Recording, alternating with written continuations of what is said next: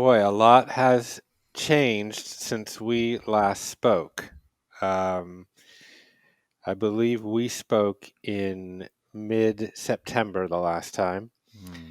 and and I would say that the phenomenon of Q was really just entering the zeitgeist at that juncture. I mean, certainly there were plenty of folks following the story and journalists writing about it, but I think it's fair to say it had yet to completely permeate mainstream consciousness.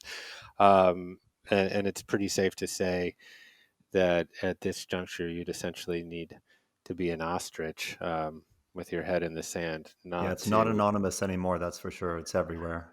Yeah, and I think people are more than aware of the associated dangers of it. Mhm.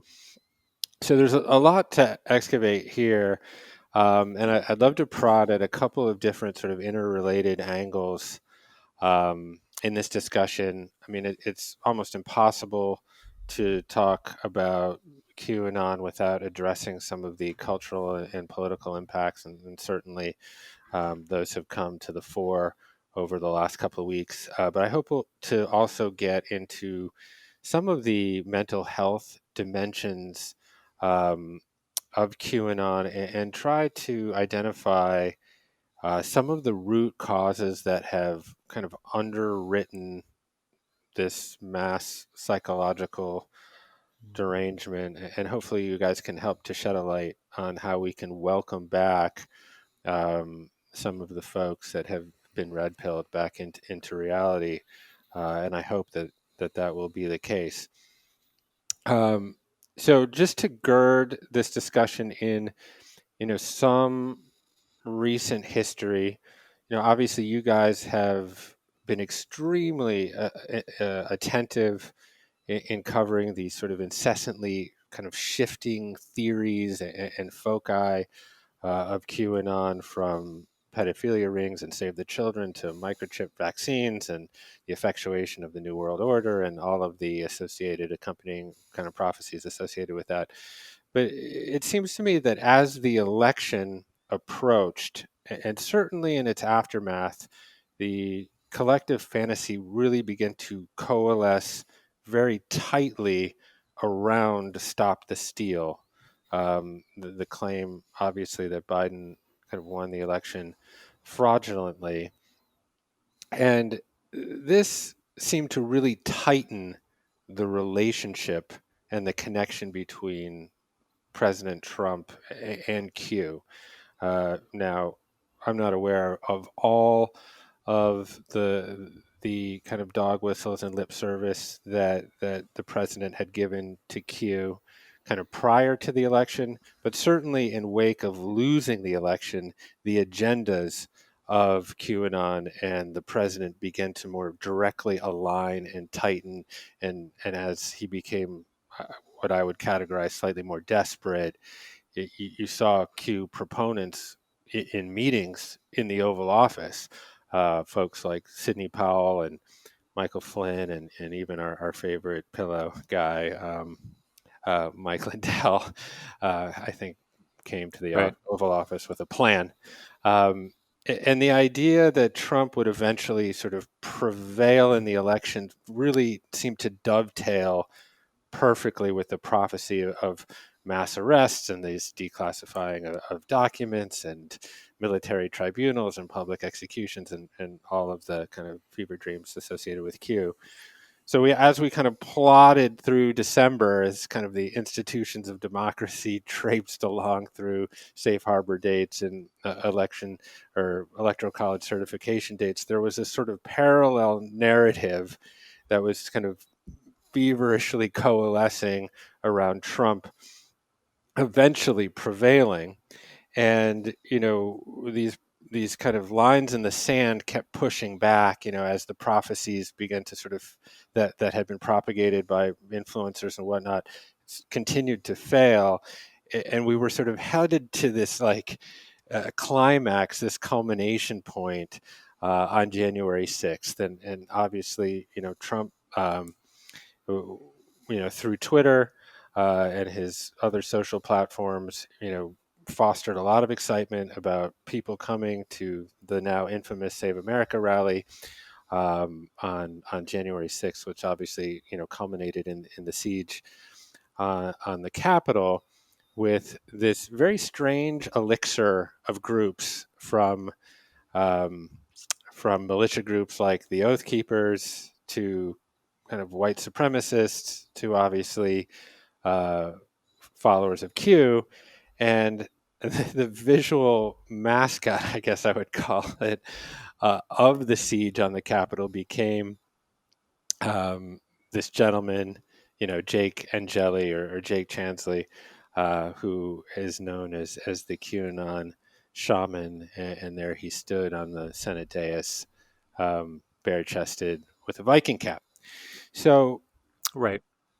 so were you guys surprised that this, what had seemed like a largely a movement of digital warriors, had spilled into the analog world on January 6th? And were the events of that day surprising for you, or did you, on some level, foresee that this was sort of an ultimate outcome of this movement? I mean, I think you set it up really well by speaking about the coalescence of the political and the mythological timelines. And I think that served to be predictive in some sense. I watched the events unfold that day in horror like everybody else. But they did have kind of a sense to them in that going on the analysis of people like Travis View and Julian Field and Jake Rockatansky at QAnon Anonymous, they've been saying for the last year or so that this is a movement that could LARP itself into reality. And that's a good framework, I think, for thinking about Angeli or Chansley as a participant, but also for thinking about not just the Oath Keepers, the militiamen, the swastika Nazis, but also people like Mickey Willis and other influencers who show up and actually play a role in emotional support, aiding and abetting the storming of the Capitol, where there isn't quite this clear foresight and commitment to violence per se, but there's enough of an imagined spiritual warfare that must be undertaken that those threads sort of trend together. And what do they tie up in? A lot of photo opportunities, a lot of videos streamed back to Parler that then end up implicating everybody who's there. And it's like as the moments ticked down, because the sixth was just kind of like a brick and mortar in real life coalescence of forces. But the rhetoric and the panic around the coming fulfillment or disillusionment of the prophecy really escalated all the way up to noon on the 20th. Mm-hmm. And it was kind of extraordinary because we could see it happen in real time, that we watched a very large, diverse group watch its prophecy fail. And we could do that by following them on Gab and Telegram. And so was it surprising? I wouldn't say surprising. And no, I wouldn't say surprising. And I would also say that the fact that it didn't really combust in the way that, like, I don't know, want to make a joke, but like a proper revolution would combust. That isn't surprising either, because there's been so much digital warriorship and larpery about this that when boots hit the ground and the rubber hits the road, it's, I don't know, there's a lot of performativity in that movement that isn't really about okay, how are we actually going to take power? There isn't really a vision for what happens once one has power, and so why would you really want to take it instead of just talking about taking it? Yeah, I would say too, I had actually been surprised in the whole period from the election and from just before the election until we got to January 6th that nothing had happened yet. Right. from everything that we were following, and especially for me, following some of these people like Dr. Christiane Northrup, who were just sort of nice new agey folks who started endorsing militias, sort of indirectly and with a wink and a nod, saying that you should only listen, you should find out who your local sheriff is so you can only listen to them and not be under the tyranny of the governors and that sort of thing. So yeah, As per sovereign citizen logic, right? exactly. And I was relieved that Yeah. it wasn't worse. And I think that what's been interesting for me about the siege at the Capitol, first of all, I'm completely opposed to the term armed protesters. I think armed protesters dignifies something and makes it seem somehow legitimate or peaceful in a way that is just not true. I think that I don't think it's a huge stretch to say that there was a significant number in that group who I would call domestic terrorists, who had, the more distance we get from it, the more information we find out, the more it's clear that the people inside that building were under siege and were fearing for their lives. So I'm relieved it didn't get any worse than that. I'm relieved we didn't have, bombings or something of that nature. Yeah, one thing that you said, Matthew, that I found startling is that in the aftermath of the siege, the people that were actually involved in the siege itself at the Capitol went home and posted videos Mm-hmm. Right. of themselves.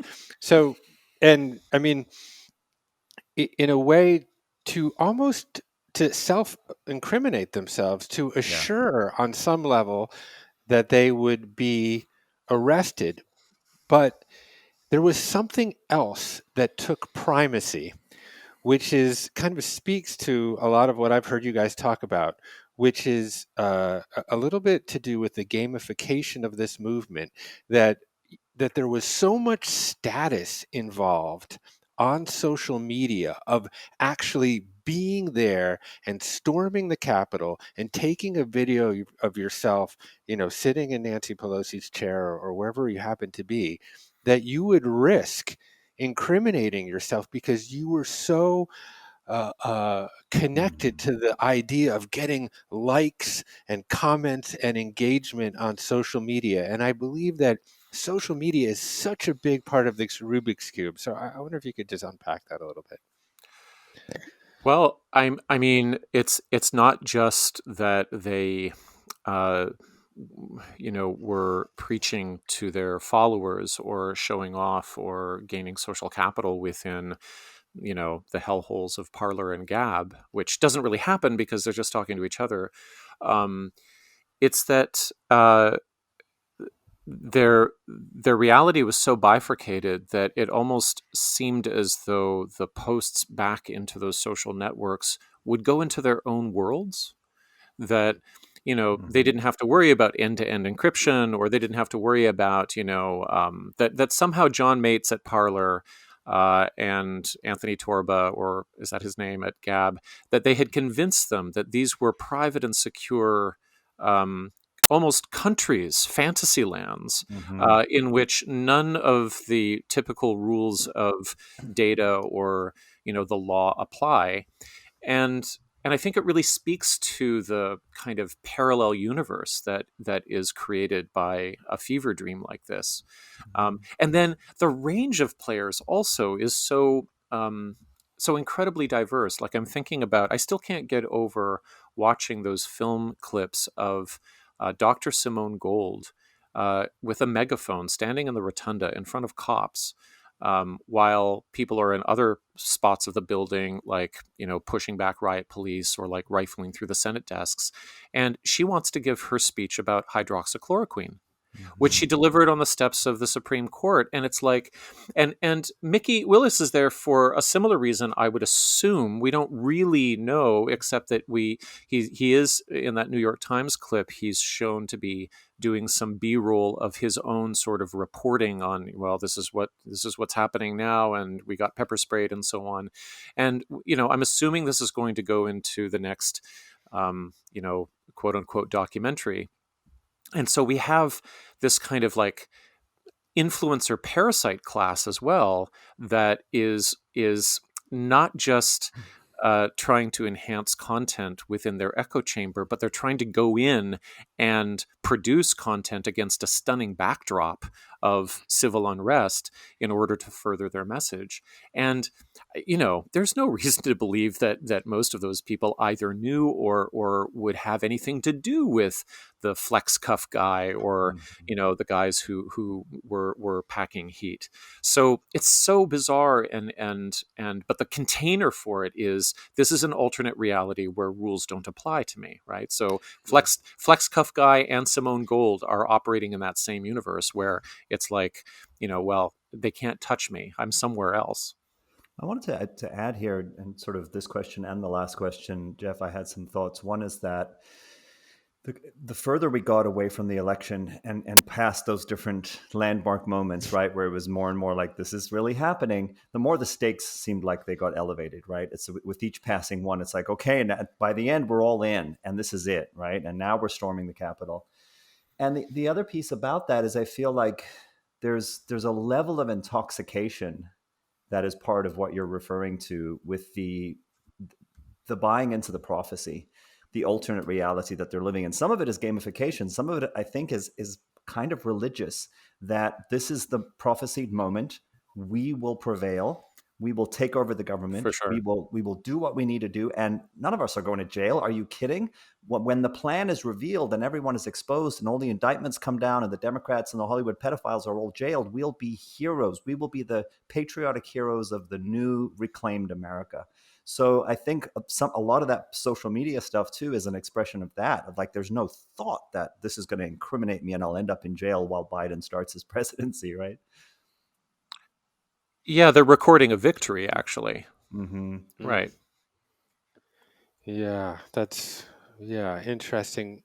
A ritual. They're recording a ritual too. Just to come back to Jacob Chansley for a moment, which is when we see him in that clip from the New Yorker in the sort of upper balcony of the Senate doing his war chants and his oming and so on. He says that in the interview with Alex Jones afterwards, that he is raising the vibration of this very important seat of democracy so that he can sanctify it or bless it or switch it to the next D or whatever. And so there's also, it's not only religious in the sense that people are enacting or acting upon faith. It's also religious in the sense that it's making something transformational happen in that moment. Yeah, and certainly I think you can say that this is one of the reasons why it's taken root in kind of evangelical communities, but also in New Age communities, where there is a sense that there is something mystical happening on the other side of reason and empirical, right, and what we can see. And I suppose there's also one of the things that I've remarked about the movement in general is its incessant, unflinching optimism in some ways, which is, and I wonder if you could kind of unpack that, because this kind of gets a little bit to the psychological ground conditions from which this movement sprouted, where we're living in a tremendous amount of uncertainty. People are isolated, and in that uncertainty and isolation, one may naturally default to fear, which is a very pessimistic place to be. But one area to divert fear, one avenue to assuage fear, is anger. And when you're angry and you're motivated by something and you're in connection with community around that anger, that can actually feel quite optimistic. And I wonder if you think that there is if that is a fair psychological diagnosis of what might be afoot. Can I just ask if by optimistic you mean that they keep sort of revising the prophecy and saying, well, no, actually it's going to be this now that it hasn't worked out? Is that part of what you mean? It just never gives up, and it doesn't seem to be, it just seems to be consistently fuels itself back up with energy. It's even, as you said, in the waning moments of Trump's goodbye speech, there were 17 flags behind Trump, and there Ah, were still people, Right. counting the to the flags. very last Right. second counting the flags. And I've even heard stuff since that Yeah. Trump is still the POTUS in exile and whatnot. So, um, Well, I know Matthew has plenty to say about this because I think there's a whole sort of cult research aspect here that I would be curious to hear about as well. I just want to say that um, in psychological terms, I'm hearing perhaps along the lines of what you were suggesting, Jeff, a certain amount of repressing of the fear, a certain amount of not being able to deal with fear, and therefore going to this other place of anger and action and optimism and rebelliousness, right? Defiance, which then to me makes perfect sense because then you get into this domain where it's about sublimation, right? You're not actually dealing with your real feelings about the real world. You've created this other domain that you're driving that energy into, and no matter what happens in the real world, you've still got this other thing that you've become invested in now that is a sort of a metastasizing psychological defense would be a hunch, following your line of reasoning. Yeah, I mean, and the weight of it grows in sunken costs, and I think the energy to push against it has to become more muscular. And this is where I think it's really good to look at the old research that gives us the term cognitive dissonance. I spoke about it a little bit on the last episode, but it comes out of actually looking at the failure of a prophecy made by a doomsday cult in the States in the 1950s.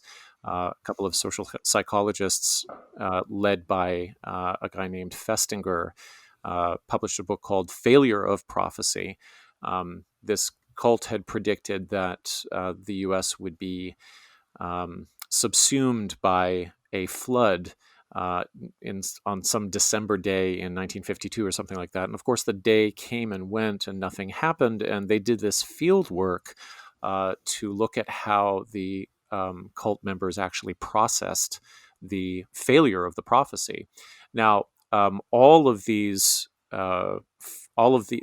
these tricks, these techniques that they observed, I think we can see in full play as both conspiritualists and QAnon people come to grips with what has happened.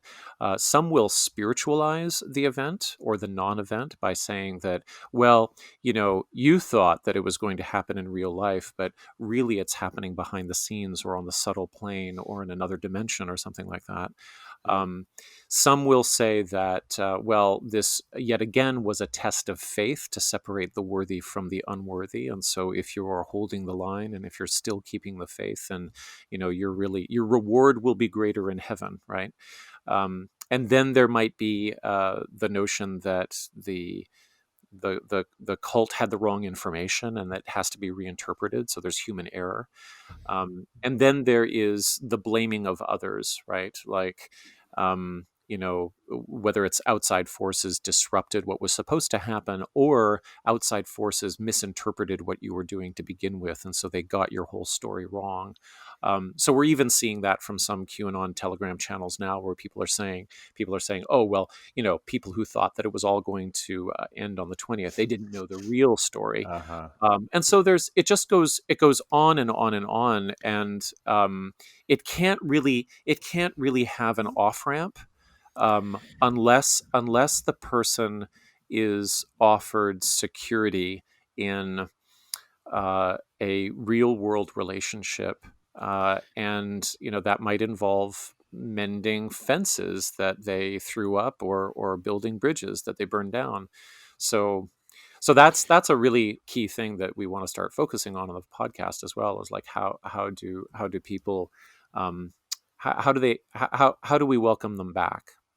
yeah, and I want to get into that and get your take on where we are with the movement. So obviously, in the wake of January 6th, a lot of the social media platforms started deplatforming. Obviously, started with the president, but I believe Twitter went through 70,000 Yeah. Q-oriented accounts and deplatformed that, and Facebook followed suit, and eventually YouTube did the same. And obviously, that pushed a lot of folks onto some of the encrypted platforms that you've already mentioned, Telegram and Signal.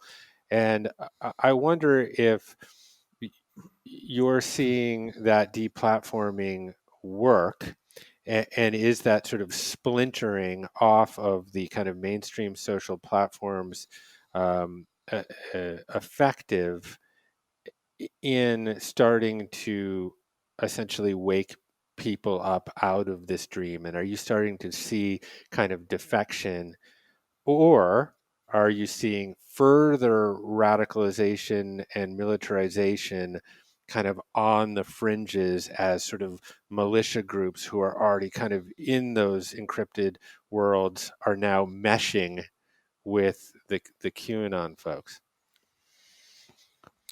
Well, I can say that the people who do the deep data analysis on this, like, do fantastic work, and in the show notes we can put some Twitter accounts to follow.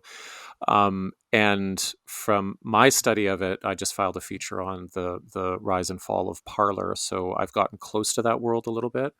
Um, I think the jury will be out for a while with regard to what happens to overall numbers of interest. Telegram groups are booming. Gab is booming again. Parler, of course, is offline. It still has its homepage up. But the analysts that I interviewed for this upcoming article said a couple of things. One is that those who were corralled towards Parler and Gab and Telegram from Facebook and Twitter, not because they were specifically banned, but because they're charismatic influencers. Maybe they were banned, or they whipped up some kind of fear of, of censorship, and so they tried to make themselves at home at Parler. That those late adopters, they walked into a bunch of info op website streams and a very inhospitable place with an ugly interface if they went to Parler. And there was very poor uptake, actually. And so amongst sort of the casual QAnon digital soldiers who don't have overlapping interests or connections with white nationalist groups or militias, that kind of casual usage, let's say, is probably not stable. That's what's been destabilized. Mm. Amongst people who were absolutely committed to QAnon as a grift, because they were influencers themselves, lay people who were completely committed to mythology in a religious way, and they couldn't go back to Facebook or Twitter. They will probably have to stay and try to continue to make their way. But the most disturbing thing that's happening is that as the prophecy of QAnon has failed, we're getting reports now that in services like Telegram, that neo-Nazi groups are actively trying to recruit disillusioned QAnons because they're able to now say, "Hey, your prophet was false. Your real problem is the Jews, and this is what we're going to do, and this is how to arm yourself." So there is a lot of fear amongst radicalization experts that the further isolation of at least small portions of these movements will lead to more extremism. But they always frame what will emerge out of this as stochastic terrorism, which is far less organized than than the types that we think of more often. So, lone wolf attacks, vague calls to vigilante justice that may or may not play out. It's very disorganized and chaotic. So yeah, that's a little bit of an overview, but Yeah, we'll give some accounts to follow in the show notes. yeah. I think it's going to be really interesting to track the layers, right? And you were saying before, Matthew, looking at the storming of the Capitol as an example of this kind of almost like a music festival gathering of the tribes of all of these folks. That there are so many different types of people, and I think, thinking about the militias and the neo Nazis and the diehard constitutionalist kind of patriots, and just the run of the mill Republicans, and then the people that we've been looking at who are, the pastel Q people and the New Agers. Right. How all of that plays out in terms of, like, do we really think that a lot of the New Age yogis, people in the wellness space who got red pilled, are going to end up becoming, radicalized into some sort of militant action? Yeah. Well, it really depends. I mean, let's just take a couple of examples. I mean, Mickey Willis is a great figure to think about because he got close enough to the siege where he's actually, it looks like he's about to breach the door. He says that he wasn't on Facebook, but then he did get close enough to the action that when he went back to give his speech about how it was a beautiful thing to see the human organism rise up and, try to assert itself again, that he, within a couple of days, he's deleting his Facebook. Yeah. Now, we don't know what that means. We don't know whether he got a knock on the door from the FBI, or whether he got some really good legal advice to stop commenting on Facebook about the wonderful time that you had at the Capitol. Well, and he was But doing both, right? He was commenting about how amazing it was, and then he was also saying, "I was purely there as an interested journalist. I did right, nothing wrong." right. Right. So he loses. He takes himself off of Facebook. We don't know if his account was deleted or whether he deleted it. But in any case, he's lost his sort of mainstream hall pass, right? But when I think about people like Sayer G, who runs Green Med Info, and Kelly Brogan, his partner, Kelly Brogan wouldn't use QAnon hashtags or language, but Sayer G would, and then kind of deny that he was doing it, but not really denounce QAnon. But he kept his Facebook account. He said, "Join us on Telegram, join us on MeWe," but those accounts are still open.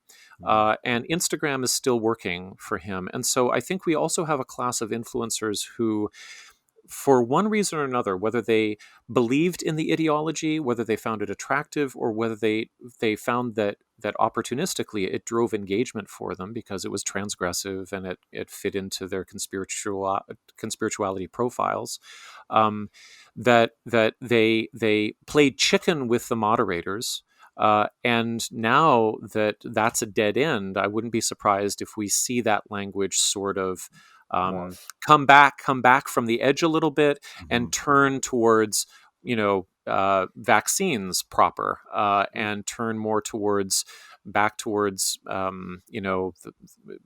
don't know, worries about immunity passports or whatever the next sort of Sure. biomedical panic will be, right? And that's a So really important point too, Matthew, that several of the people that we cover, who are in the wellness space, who already have online business models, their exposure has gone through the roof as a right. result of riding on the coattails of this thing.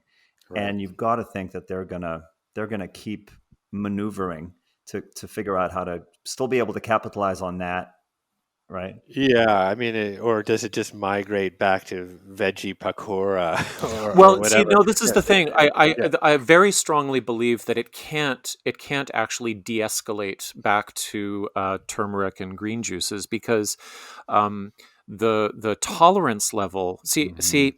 I feel bad for the people who didn't really know what they were getting into, and yeah. they didn't really um, maybe they didn't really buy into it, because the ludic loop or the dopamine sort of response of QAnon as an addictive mechanism driving engagement was so incredibly powerful Mm. that I think it really raised the tolerance level of their followers with regard to what they're going to be attracted to in terms of transgression. And You're talking so about desensitization, I'm aren't you? talking about Yeah. desensitization, Yeah. exactly. So once you have gone from green juices to I really want to stop pedophilia to I'm going to save the mole children, what are you going to drop back down to and keep your audience with? Yeah. And that's not even a function of ideology. It's not a function of psychology either. It's a function of the algorithm driving the influencer to be Mm. more and more extreme in their content, Yeah. in this way that just doesn't serve anybody, including them. And that's what's so tragic. Mm. And so, yeah, I think that the and this over it also intersects with the fact that the charismatic influencer always has to have something more. Always has to. Doesn't matter what it is. The content and the Mm. boundaries of the content Mhm. always have to like be pushed outward and Mhm. more sort of externalized in order for them to retain their shine and their radiance in competition with the next guy who's doing the same thing. And in a way, Yeah. that's part of why our subculture was so vulnerable to this, is that this was Absolutely. the perfect next big thing that was going to be Yes. so significant and enlightening. And In fact, I would argue that people who were I think this is David Avocado Wolf's issue. Actually, I Mhm. mean, I haven't interviewed him. I'm not a psychologist, but I can imagine that it got boring talking about chocolate as though it was going to save the world. And so when you could talk about something that was going to save the world for Mhm. reals, Mhm. then that's really intoxicating. Yeah. I mean, this is what I term the biggest non-consensual psychological experiment in the world Yeah, that absolutely. we're all undergoing, without really knowing it, which is that we have become addicted, literally, to the the neural rewards that are associated with social media, and that we all know now, how sensationalist, hyperbolized information with no basis in fact can spread 6 times faster or whatever on the internet than anything that is Right. true. And so when you are posting that information and you're seeing the likes and engagement come in, and your followers have gone from 5,000 to 100,000, and what normally got 5 comments gets hundreds and hundreds of comments, that is opening up neural rewards that give you a sense not just of dopamine driven satisfaction, but also that behavior is reinforced. So you're almost Totally. you're almost compelled to become more and more sensationalist and extreme, with your posting, and Especially this if is, you add yeah, money then on top of that, right? It's Yeah. financially rewarded as well. true. If you are monetizing it on YouTube, or if you're an influencer that is, getting sponsorship deals based on, their reach on Instagram, it is also tied into a monetization model. That's absolutely true.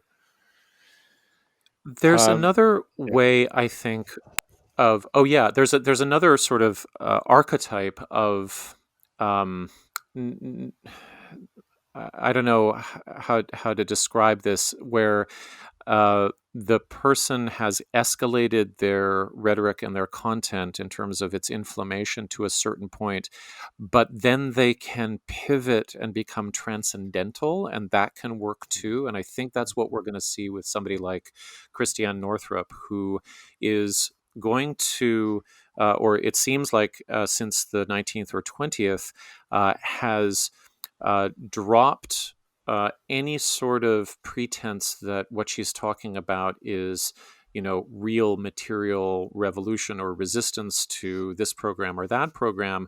And she's speaking more about the channelers that she's talking about, and how it's all about ascension, and about how the events are really metaphoric for something that's happening on an etheric plane. And she's somebody who can rock that too, right? Because she can switch gears, and she doesn't have to be like Sasha Stone, who is always rallying the troops. She can actually go into her garden and play her harp, and that Mhm. will be very soothing to her following as well. So I think there's a number of ways that Yeah. these folks can walk themselves back from the edge, but not really take responsibility for any of their aiding and abetting, and certainly not, say, oh, well, maybe I stepped out of my lane by thinking that I knew anything about epidemiology. Mhm. Yeah. Um, what is your sense of the movement now that kind of its leader has been decapitated, if you will, or dethroned? Does the absence of Trump throw water on the fire, or do we just now see kind of heirs apparent in Marjorie Taylor Greene and Lauren Boebert and other Congress people, QAnon oriented Congress people that are now in office? Does someone step into his role, or is the popularity or the infectiousness um, of the cult completely separate from any influence Trump may not have at this juncture? I mean, one of the guests that we had on early, Steve Hassens, he's a old timey cult expert, and his book is called "The Cult of Trump." And he started to talk about QAnon in sort of old school cult terms. But the kicker with that is that uh, what was the relationship between Q and Trump? Was Q kind of Trump's shadow? We never really knew who they were. Now they've disappeared. They haven't posted since December 8th. Um, and my answer for that was that QAnon was functional as a leaderless movement because the charisma that a leader would typically provide was actually provided by the gamification, by the Mm. people themselves. I don't think so. MAGA is parallel to that. The QAnons used Trump symbolically for sure, but he wasn't like Marjorie Taylor Greene. He wasn't like a prophet of QAnon, or like Yeah. an overt proponent. Spokesperson, yeah. Right, spokesperson. So the MAGA movement is kind of parallel and utilizes QAnon. They use each other, um, and yeah, I mean, I don't think there's really any replacement for somebody who is already absent. But I think that if there's something cultic in the momentum of the QAnon movement, it will come from that fact that they were working together on something in this alternative universe. Yeah, I mean, the weird thing to me is that QAnon essentially is this amalgamation of multiple conspiracy theories that have been, many of them, around for a really long time, right? You've got the Freemasons, you've got the Jewish banking conspiracy, you've got the blood libel, you've got the reptilians that have been, different people have been talking about for a few decades. Um, Somehow it all coalesced during the pandemic and ended up being focused on Trump. And I think part of the ways that that happened is that you have the populism that brought Trump into power, then playing into that as well, that you can't trust the media at all, and you can't trust the elites, and Trump is going to drain the swamp and bring America back to its former glory. Uh, and the same sort of thing amongst people in our space, in the wellness space, who are vulnerable to it, is this sort of idea that you have to find out the truth from looking within, that you can't trust any, you can't, like JP Sears says it all the time, right? Don't outsource your truth, listen to your heart. That you can't trust experts, it's the same sort of thing, right? And you can't trust government institutions because they're all in on some kind of plot to take away our connection to spirit, or our connection to the great fatherland of the United States, in some patriotic religious sense. So I, I don't know what happens with Trump sort of definitely not being president. I don't think he's going away, and I don't think that the groundswell that created and lifted him up as their figurehead is going away. I do know that there's plenty of disillusionment and tears and just complete confusion and devastation happening amongst the QAnon people and the MAGA people. Yeah, yeah. I'm glad that you brought up JP Sears, because I think watching him will be a little bit of a bellwether for how various conspirituality demographics orient themselves around the new reality of the Biden presidency. So, everybody was kind of amazed to Mm-hmm. see him post an Instagram portrait of a smiling Biden and to seem to congratulate him and to say, well, here we go. He's my president too, and let's get on with it. This is after like 9 months of trolling Democrats and COVID denialism, and of course, he knows that Biden's first 17 executive orders relate to the pandemic, and so this we were asked by people on social media, like, well, what do you make of this? Is this a change of heart? Is it a rapprochement or something like that? And I think, from my perspective, the answer is that the grift will outlast the figurehead.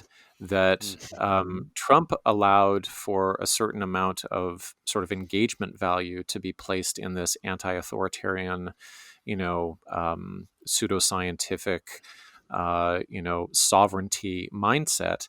And I think people like JP realize that Biden isn't going to interrupt that much. Actually, he doesn't. He didn't need Trump to win. What he needs is for his particular brand of anti-authoritarianism to still have Well, something to push against. Right. what's really interesting that you use that term twice, anti-authoritarianism, right? Because there's this whole topsy-turvy reality that we've been witnessing, right? Hmm. Where Right. the push towards authoritarianism is being driven by a lot of people who are saying if Biden gets in, it's going to be a a communist regime or something, and then we're going to have all of this that somehow quarantine and vaccines and things like this are an imposition of fascist loss of civil liberties, when really all of Right. that was trying to get Trump either to win or to actually steal the election, whilst spreading all this propaganda that it had been stolen from him. It's such a Yeah, it's. I mean, what we really have is it's less of an argument and just two recitations of two different sets of facts almost. Mhm, mhm, Where, and I find the authoritarian one interesting. I mean, mhm, first of all, I think there seems to be a conflation, a confusion between the notions of socialism and communism and authoritarianism. mhm, But mhm. I've given up on trying to fact check that one. But Right. that on one side, I think you have folks that are operating in their right mind that are kind of looking, towards Trump and even the notion of martial law and and overturning, fair elections and military tribunals and Uh, yeah, and public executions. I mean, to me, that's what yeah. authoritarianism is. But then, just as much on the other side, you've got people pointing at this idea of mask mandates and vaccine passports and all this kind of stuff as, government overreach and authoritarianism on the left. Mhm, So, mhm. it is a As if that stuff yeah, comes from the left. And it doesn't. It comes from public health officials. And as if what you call the left in America has any shred of actual socialism about it. These are centrist, yeah, corporate, hawkish. Right. They would be yeah, there no, would be a yeah. center right party in any other democracy in the world. Oh yeah, I mean, certainly there's no nationalization of banks or collective ownership of farms in No. Biden's first 100 days. Yeah, or Um, yeah, socialized medicine or services for homeless people, for fuck's sake. yeah. Um, I think what you brought up about J.P. Sears was interesting, and I also noted that his post of contrition. Um, I'm sure you saw Ron Watkins' post. I'm not sure if it was on Telegram or where it was, but it subsequently kind of, you know, made its way around the internet. And I'll just read part of it because I think it addresses something that I want to get to as it pertains to community. And so I'll just kind of pull it up. He said, "We gave it our all, Now we need to keep our chins up and go back to our lives as best as we are able. We have a new president sworn in, and it is our responsibility as citizens to respect the Constitution, regardless of whether or not we agree with the specifics or details regarding officials who are sworn in. And here's the part that I want to focus on. As we enter into the next administration, please remember all the friends and happy memories we made together over the past few years. So, uh, so this is really what it really cuts to something here for me, because It really and does. you Yeah. and you guys have pointed it out articulately many times, is really one part of the ground conditions for what became this movement was the absence of community, the sort of thirst that people have for human connection. And in the absence of that connection, either when you're just living completely digitally, or you're quarantined or sheltered in place, and people don't have community to support and kind of honestly moderate their views, it's way easier to go into these kind of extreme rabbit holes. And so I wonder if one of the solutions that you advocate, or when I search for like what can we do to support people coming out of the other side of this, what role does essentially friends and community play in that? Well, you're absolutely right that I mean, Ron's incredible, like, sociopathic level hypocrisy in that statement, and also his continued appeal to, this essential pillar of what the conspiracy theory paradigm offers people, which is socialization.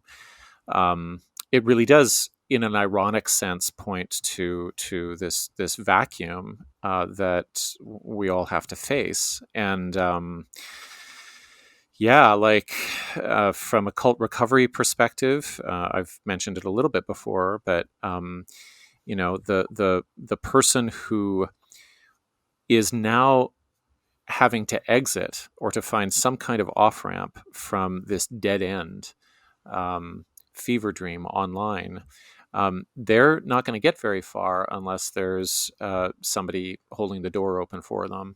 They're not going to get very far unless somebody who remembers them from their old workplace or high school, or what they were like playing football in college or something like that. They're not going to have anywhere to land unless somebody remembers who they were. And so friendship is essential, I think, for those who can maintain it. And the problem is, of course, that, as the QAnons on Telegram on January 20th themselves were saying, with their weeping emojis, my friends have all disowned me and I've pissed off my family. I have nobody anymore. Well, that might be true, but hopefully everybody who is around somebody who fell so low can reach out a hand. Is It's that what you totally saw? essential. Sorry to interrupt you, Yeah, because I don't spend time on Telegram. Is that what you saw? Did you witness? You witnessed yeah. a good amount of that. Oh yeah, yeah, yeah. Like the countdown, it was actually amazing because the the countdown from anyway, I didn't watch it directly, but the accounts that I followed would post, here's what's happening on Telegram, screenshot.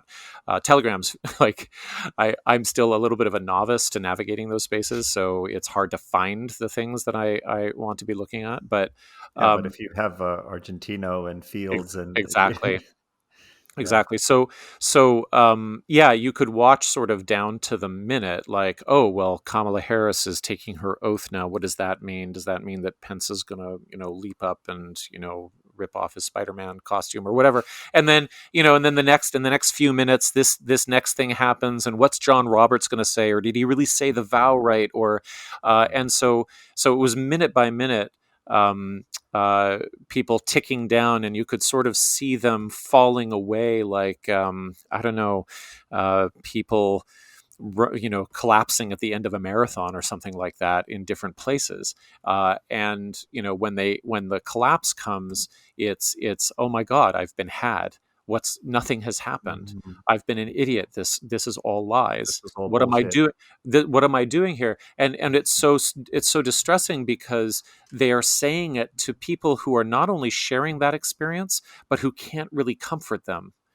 Uh, they're sharing it with a bunch of people that they formed deceitful and unstable relationships with, that were not based on mutual aid, but that were based upon the resolution of cognitive dissonance, or the resolution of, or the soothing of sunken costs. Tell So me why. Tell me why you said deceitful. well, because the whole thing was a scam. I mean, because they were lied to Mhm. about, this the plan, Mhm. the what was coming, and so But if they're true believers bonding with each other, are they being deceitful with each other? I mean, I guess that's almost like a an ontological question, I know but you hate those. I love them. well, I don't know. I don't know. It's. I think if what is it based on? It's kind of like in a cult. How Yeah. people how can people be friends with each other, really? Mhm. Because there are fundamental lies that are actually accounting for why they're even standing next to each other. And so I when those agree with you, lies, but do they know that they're lies? well, when they do know that they're lies, then Yes. they turn to their partner. They say, "Who the fuck are you?" And and they may get a smile in response. Now, you and I think, Julian, you can Yeah. probably identify with, having spent time in high demand groups and realizing that because people get delusioned at Mhm. different times, Mhm. it's very difficult to find mutual support within that environment. It really takes outside support. I mean, one Totally. of the things that, one of the cardinal rules of the cult is that you have to actually be isolated from each other while you're in it, because there are certain things that you're not allowed to disclose or say. You're not allowed to express doubt, right, about the plan. And if you do, you're kicked off, you're banned from the Facebook thread, or, you're in the doghouse or something like that. And Mhm. so you learn to follow the plan, which includes not expressing any doubt, which means that you can't be having stable and secure relationships. And that means that there's no comfort available to you when it all crashes. Yes. Mm. Yes. Well Yeah. said. Well said. The comfort has to come from outside, and it has to come from the cult. Can never offer a secure relationship. So you might feel like you have comradeship, Mhm. but what is it really based on? Yeah. Um, yeah. Yeah, there's So, it's so compartmentalized, and your authentic process around, doubts you may have or issues that may come up or have to be kept out of the real conversation. So there isn't actual intimacy is what I'm hearing you That's say. right.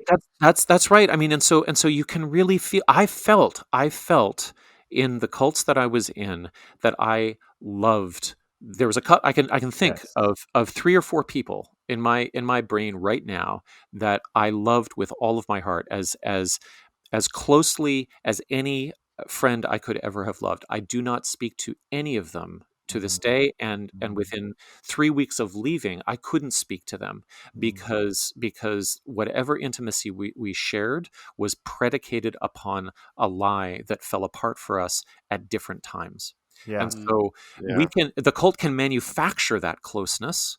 It can create a toxic mimic of that closeness, but it's not going to fulfill it. It can't. Yeah, yeah, and you've bonded over something that is untrue. What strikes me as interesting, if I can just add this, is that on the 6th you have this climactic moment that is active and participatory and engaging, like bleeding over into the real world. On the 20th you have this, Yeah. no, no, wait, just watch, trust the plan. We'll sit back and watch and enjoy the show was one of the hashtags, right?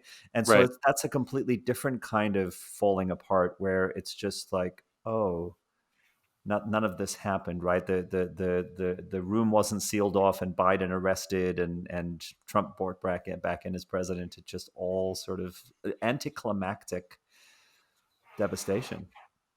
Right. Yeah. Not with a bang, but a whimper. And that's Mhm. partly because none of them could go to DC, right? Yeah, Because there's 20,000 National Guardsmen sealing off the streets. yeah. Yeah. Yeah. So for the rest of us, what does the construction crew look like in terms of building those stable off ramps. So, what roles can we Well, play?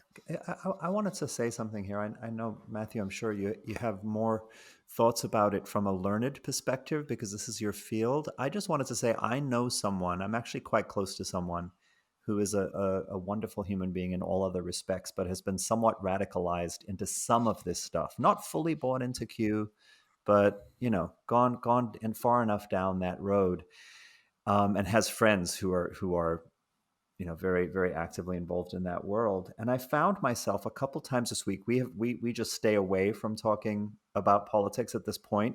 I used to try and get through to them, and I don't anymore. But I found myself a couple times this week. This just sort of came out of me organically in moments, when we're in the house together, saying, just sharing stories about my past, sharing about, Mm. wow, I was just thinking about this experience I had where I went to the seminar, and it was brainwashing, and it sucked me in, and I was telling everyone around me that they had to do it. And a couple of weeks later, after I'd had some good talks with some friends, I realized I'd been manipulated, and I was so angry. you know? And it wasn't manipulative or premeditated. It was just sort of happening. And I was reflecting on that. I actually had a couple different stories like that. And this person was going, wow, yeah, that's so wild that could have happened to you. I was like, yeah, I guess I was vulnerable to it.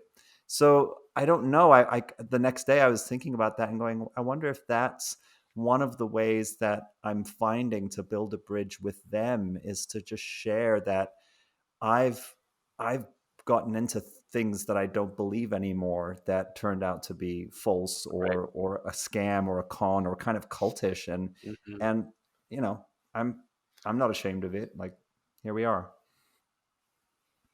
Yeah, it seems like story is important, and Maybe, and, maybe. and facilitating people to be able to see their own story in yours in Mhm. a vulnerable way. But Matthew, what were you going to say there? Well, I mean, the sort of these dyads that can have really wonderful outcomes are totally necessary, and they're going to be part of everybody's life. We're gonna have conversations, and some are going to go well, and some are going to go not so well. Um, but I think for those of us in media spaces, there are other categories of activity as well. Mhm. And we're not always going to have the opportunity to have lots of personal conversations. But then, here we show up on a podcast, and we hold a certain amount of media power. And so I, think the lot of us have got to start talking about, um, what does digital hygiene mean, um, and what assumptions have we made about social media being able to form community that have led us into a place in which we accept um, just rank disinformation on our feeds that ends up negatively impacting and perhaps even physically killing people.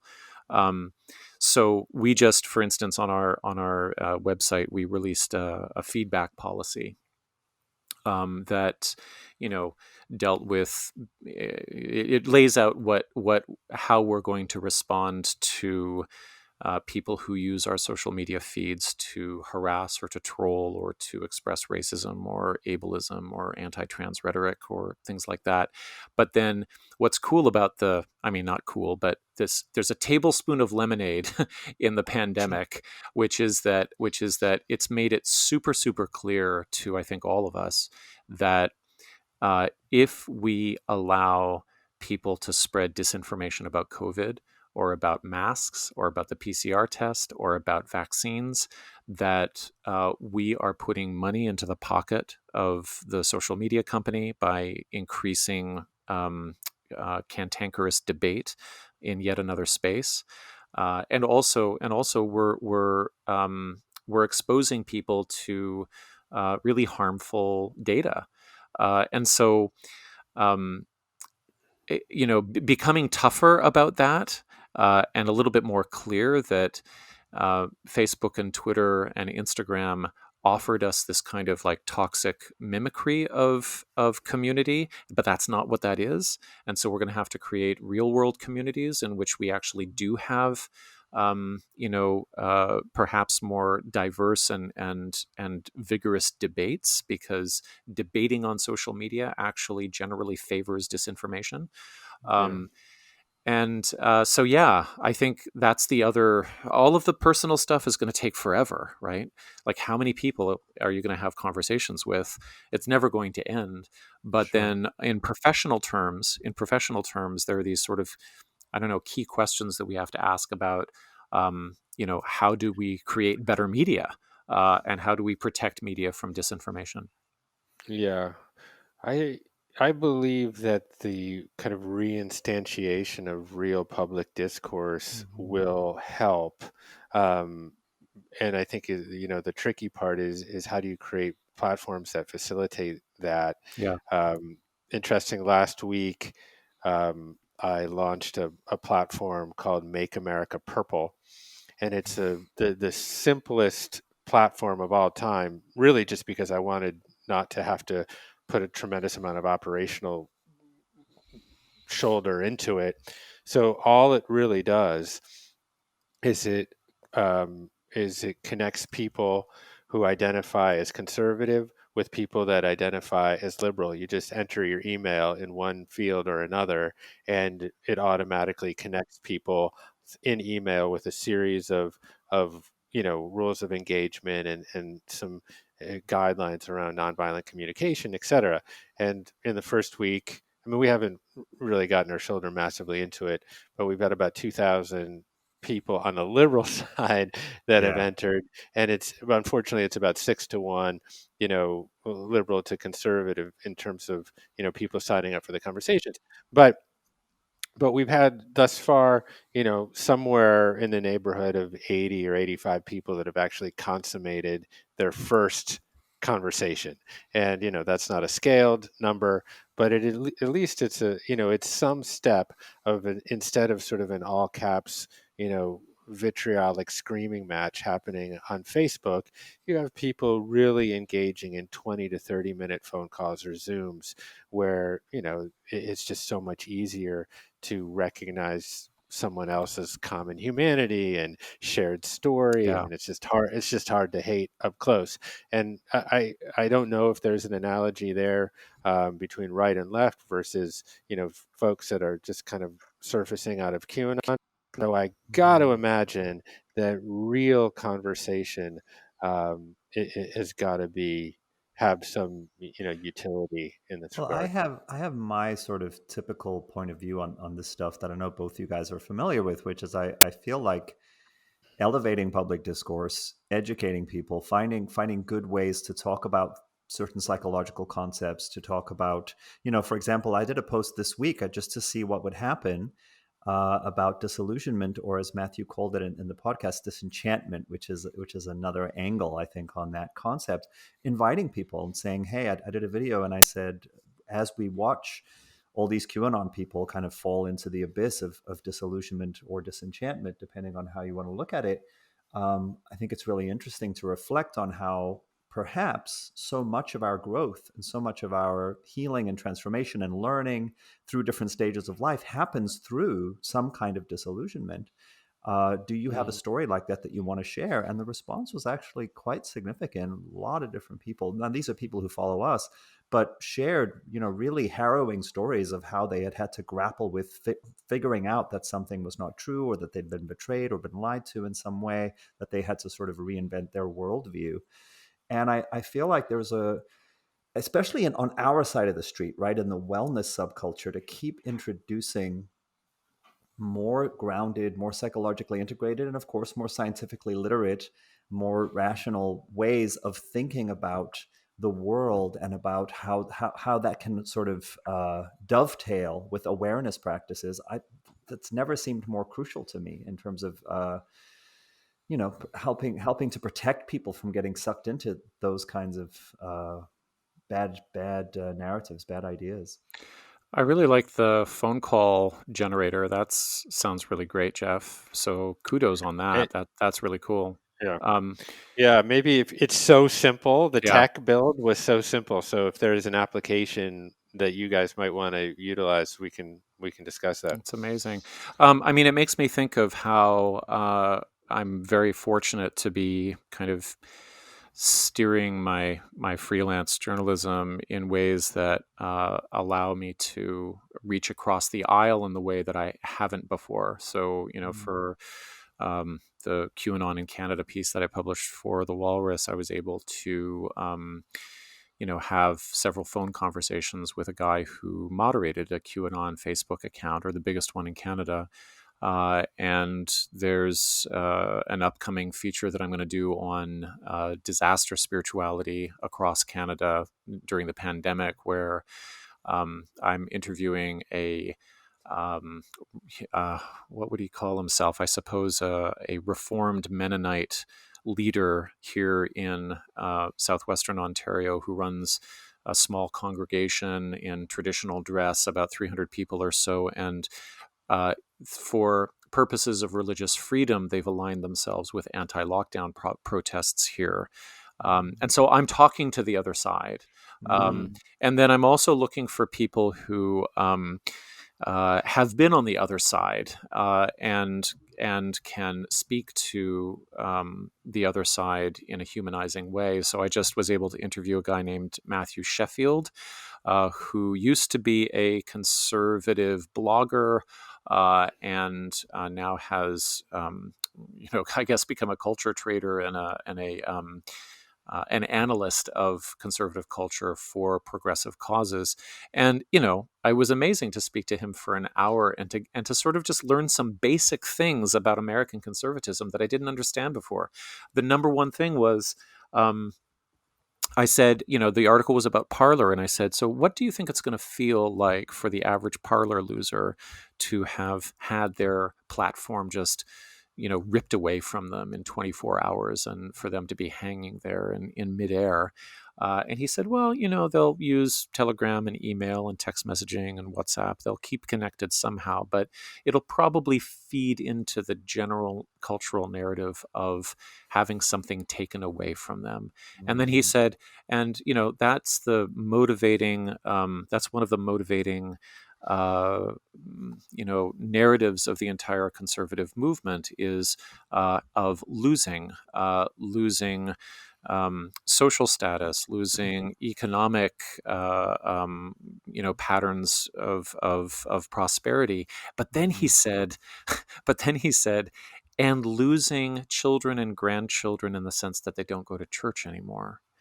And then he said, and that's why the QAnon movement to me is so interesting, is that, you know, uh, MAGA conservatives and evangelicals, a lot of them are going to be sitting at home and they'll look at Jake Angeli on the rostrum of the Senate and they don't know who the fuck that guy Yeah. is. Yeah. He's Right. the kid. He's the kid who stopped going to church, and so they're even within the conservative movement, even within the pro-Trump movement, there's a feeling of loss of control or a feeling of internal chaos. And so anyway, just talking to this guy blew my mind, and it made me realize, oh, I just don't know anything. I know very little about what it's like to to be embodied as somebody who is conservative. Well, and I just want to throw in there too. I think there's plenty of actual conservative voices who would say Trump and Trumpism is not conservative, Sure, right? sure, yeah. I also, it's like, I want to stay away from uh, I also want to reach across the aisle to people who are reformers of culture on the left too, and that's why we Sure. on our podcast we invited Clementine Morgan and Jay to come on and talk about their work, their activism against cancel culture in progressive spaces. And of course, it's a very controversial topic, and it's not like we got to the bottom of it. And they get accused of all kinds of things, including, um, blowing off the real power of call out or cancel culture to promote accountability. But Yeah. um, but at the same time, they have some amazing things to say about how progressive spaces can be just as culty as any other. And so I really want to keep looking for the people who can name that stuff for what it is. Mhm. Yeah, it's actually a bullet point that I had here that I think I'll just save for another conversation, because I think it warrants it. But is there, a cult of wokeness?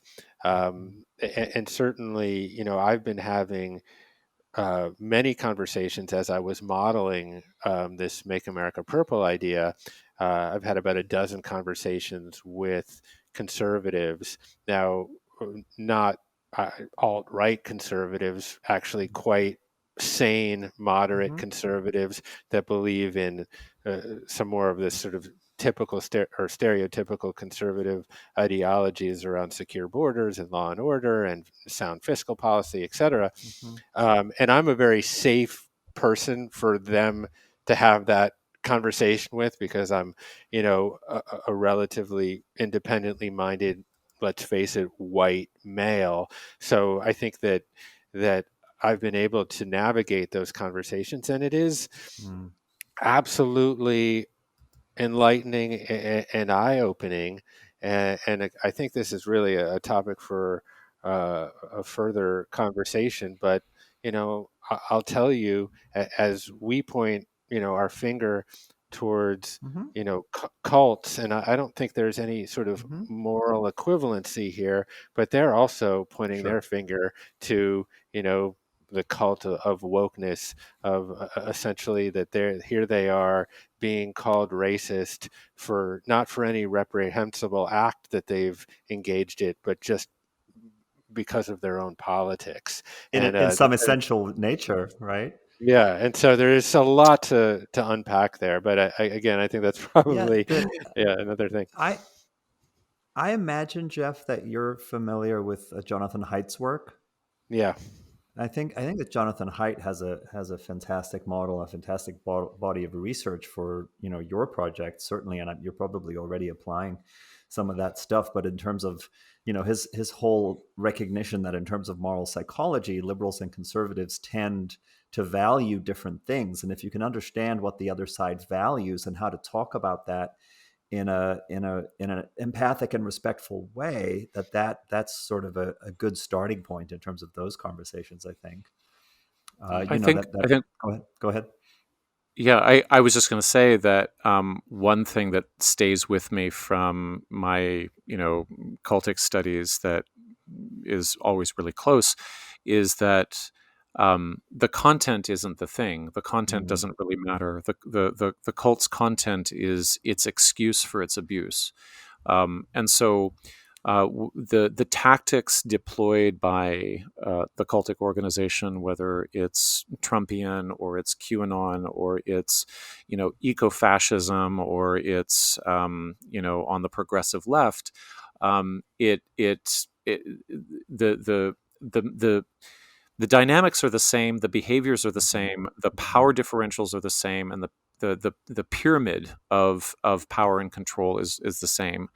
And so I, am a big fan of being able to identify the behaviors that are, suppressive or abusive mhm. um, or contagiously accuse, growing numbers of people of this or that incorrect thought. So yeah. Um, yeah, it doesn't really matter. Either the cultic dynamics can be identified regardless of the group. yeah. And I would say, just I know we'll talk about this in more depth perhaps another time, but as a very short answer that came to mind right away, is there a cult of wokeness? Well, I would say yes, and so much so that I'm scared to even say yes Exactly. because it's dangerous. Yeah, Because there is it there is is a there dangerous. is a kind of menacing insistence on a certain way of even talking about this stuff. Yeah, I mean, it's if you don't subscribe to the orthodoxy, Hmm. then you run the risk of being canceled, Mhm. if a tweet doesn't age well, or if, there's a well-intentioned, slip of the tongue, so Mhm. I think that this is what we're kind of battling is fundamentalism Mhm. on one side, and kind of the illiberalism of the left on the other side. And, you know, we're trying to kind of find ethical and moral structures by which to live our lives somewhere between fundamentalism and moral relativism. Sure. And this is a big challenge. I wonder too about democracy. I wonder if within democracies, as imperfect, of course, and as much work as needs to be done to keep moving America in the right direction, but I wonder too if there's a level of boredom that happens with a relatively stable society over a long enough time, where politics becomes this kind of bureaucratic, out of reach, like symbolic thing that people don't really feel like they're participating in, and at a certain point that becomes boring and populism kind of rises again, where I'm going to come in and I'm going to change everything and I'm going to be a man of the people who will get rid of all of the corruption. And that whole sort of, it seems to feed something that the collective human psyche has some kind of longing for. So I'm really curious about how to keep countering that in a way, and keep giving people models to think about how they can participate in the power structure that don't have to go in the direction of populism and cultism and rabid ideological in-group adherence and identification. Mm, yeah, yeah. There's a lot that Hannah Arendt, Hmm. writes about this, and of course she's looking at totalitarianism Yeah.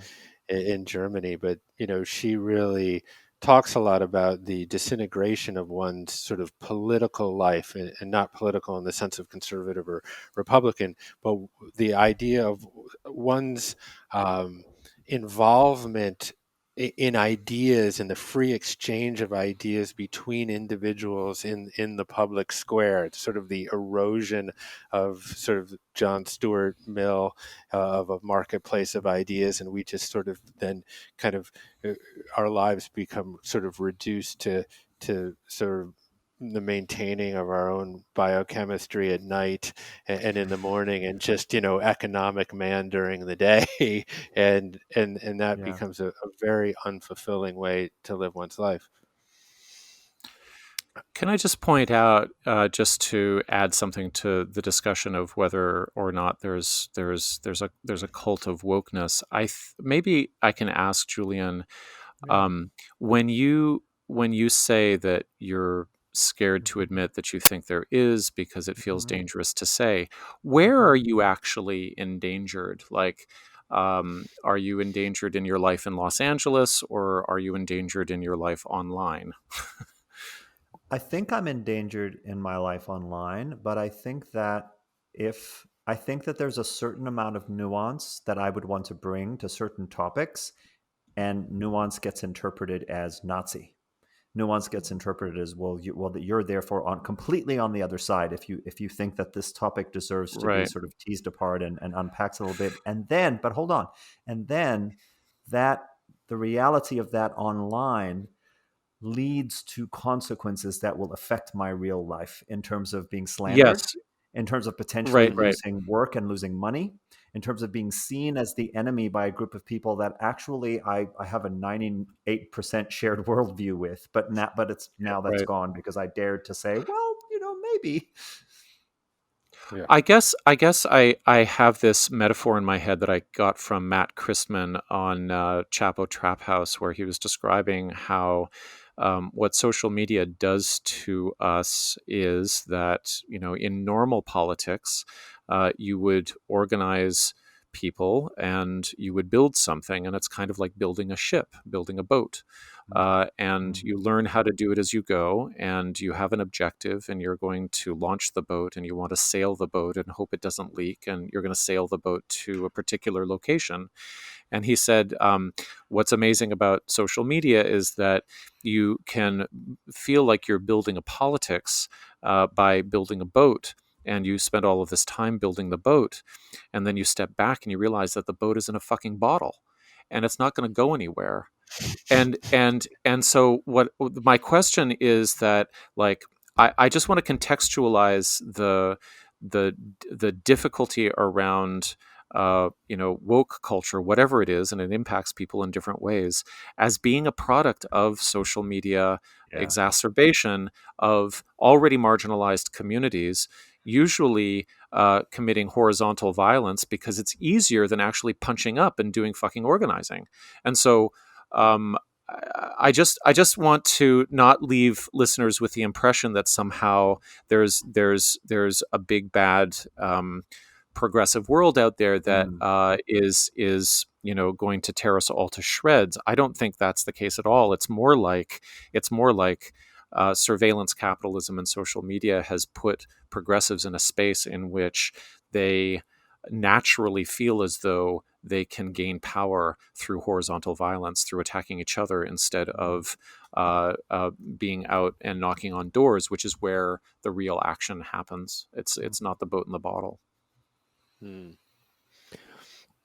Well, let's cubbyhole this particular discussion Hmm. because I think the most constructive way to have this one, and I really do want to have it, and I'm having it in many, many, many private conversations Yeah. with people all across the spectrum, with you know some of my black activist friends and people on the Republican side and just everywhere in between, and I think the more we can have these honest conversations and not honestly walk on eggshells, the more we will be able to bring our society forward. So let's make that a project and pin it for a second. I want to just end with more of a personal question for you guys, um, eh, which centers around really the work that you guys have done for, I guess, the last 8 or 9 months. I'm not exactly sure when Conspirituality launched, but it feels like around that amount of time. It And feels like years. It feels like feels, 9 fucking yeah, months. years. 9 months. And Yeah. did you have any idea when you started that the topic and I suppose the associated movement connected to the topic would be such a prescient conversation? I mean, it's really just the headline in almost every major media publication. And so that's question number one. And I guess number two, along with that, I mean, what degree of responsibility do you now feel, Mm. um, you know, moving forward, that it has become such a major salient issue in our political and cultural landscape? I mean, I certainly had no idea that it would get to this point. I thought we were covering something fairly niche that had potential to go to some dangerous places, but I wouldn't have predicted quite where we're at with it now in terms of the topic of QAnon and conspiracy theories and everything that's happened just in the last month or two. Um, I I think that for me, there's a sense of responsibility around just continuing to educate people and to keep digging and keep researching and keep having these conversations and being I feel I'm very proud of the work that we've done together, and I feel that there's a body of work there that people can dig into, and people reach out to us all the time and say, I just found you guys, I'm binge listening to everything, it's helping so much. And that's very gratifying to know that we can be useful in that way. And I think there's still plenty of people who are probably just sort of waking up to this and going, how do I understand this phenomenon? So there's a responsibility there, but it's just what we're doing. Hmm. I think for myself, I am surprised and a little bit gratified that so much of our prior critical work has found a place in terms of its explanatory power, or its analytical, I don't know, juice with regard to um, we've been pretty clear about the nature of wellness culture and its economics and its depoliticization and its magical thinking for the three of us for the last 10 years. And so in some ways we're playing with a series of escalated and coalescing themes. um, and in terms of responsibility, we just passed 10,000 followers on Instagram. I think we're pulling in $3,300 or $3,400 a month US on Patreon. We have, um, I think each podcast we drop, we get to about 6,000 downloads in the first 24 hours. This is still pretty small in terms Yeah. of scale, but we're getting to the place where we can say we have professionalized this. And at Well, what's that point, interesting too, though, yeah, Matthew, just about those stats is that I just wanted to echo what I was saying before is that around 6,000 listens in the first 24 hours to a new episode, but each week we're getting 35,000 right. listens because people are digging through our back catalog, Back which we Right, catalog, have. right, yeah. right. And I would say that as we trip over this line into professionalization, we have to be super careful about monetizing this idea and not doing exactly what we criticize influencer culture for, Yeah. um, which is to dig into controversy for its own sake. I think we have to make really good choices about who we criticize. Make sure that we are never punching down.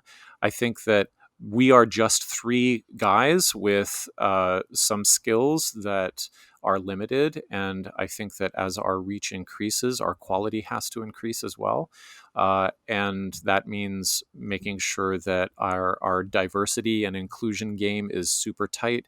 And that it also means that we have to always be looking out for like who has the best information on X, Yeah. and we have to make sure that they're the guests, because we can't just keep reporting on the dumb shit that so and so said last week. That's not going to go anywhere. And I think that's the hole that the QAA guys find themselves in, right? Is that they're monetized to what, $50,000 or $60,000 a month or something like that, and that they've done really well, and they're super entertaining, and they've got a lot of data, and it's like they have sort of just played observation as well. It's not like, I remember Julian Field sent out a tweet like 3 months ago, 4 months ago, saying, "We want somebody who's like a cult recovery expert to come on the show. Who can that be?" And then I don't think they ever got somebody like that. And Wow. so I'm like, so what are you going to do? How are you going to, where's that, what's the end game there, and what's the off ramp for you, right? Like, at what point did, I love what they do, I think they've done an amazing job, but at what point does the analysis of QAnon become its own grift? That's a really Mm, important like mm. issue Yeah. to look at, and I think we've got to take care with it. Yeah. Well, I really look forward to watching the evolution of what you guys do. And I think you're right. I mean, if we're going to be publicly talking about media literacy and digital hygiene and the importance of expertise in our culture, then we actually need to walk that walk Totally and get right. the experts on our platforms. And so say that, but I will say, in the terms of the work that you guys have done so far, um, I admire it in many of its aspects and effects, but I really revere your commitment to being rigorous and thorough. And I say that as a fellow creator of media because I know how much work that actually takes, and how how much easier it would be just to be a little bit lazy and spend time with my kids or go have a beer or whatever other things that I like to do that are fun in my life. but that, that your commitment to actually being thorough, doing the research, thinking things through, articulating things clearly and succinctly, but never sacrificing uh, uh, depth for speed. I really do appreciate that. So thank you guys for the work Well, that you're thank you, doing. Jeff. That means a lot coming from you. It's That means very a lot. kind. Thank you.